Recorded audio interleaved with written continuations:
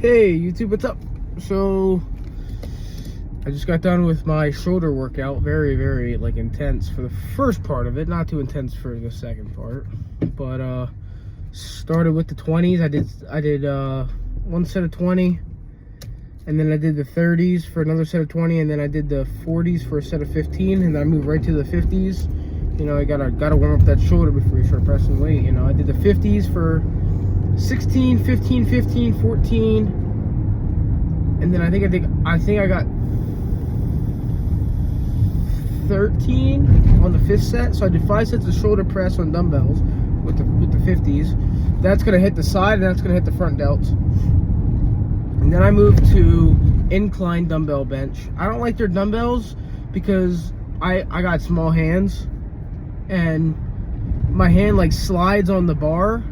You know, at the other gym, the single one, their dumbbells are so much better because they got like that small little hex type of grip that you just grab it and you're like locked in, you know.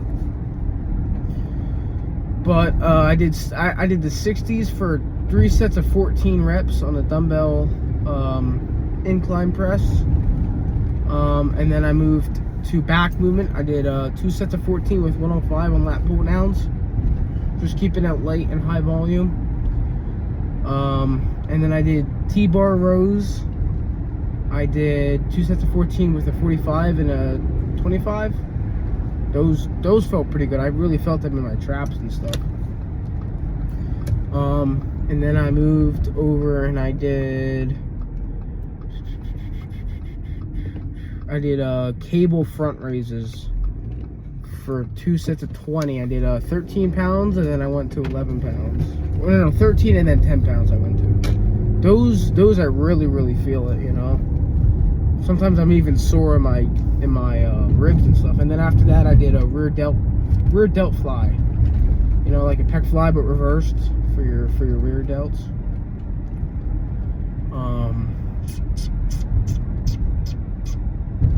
Those always feel a little bit wonky.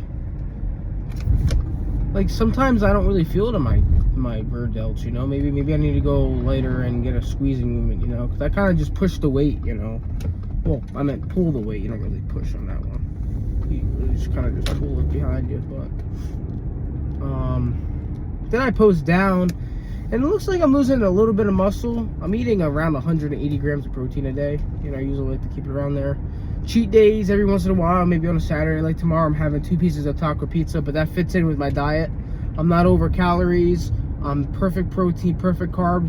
A little bit high on fats, but you know, for a cheat day, that's not too bad, you know. Like last cheat day, I had 19 ounces of steak, you know, and then I had 3 baked potatoes.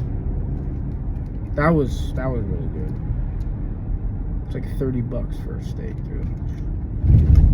But I've been drinking a lot of Fresca. I know Fresca is really not that good for you, but that's like my craving solution right there, you know.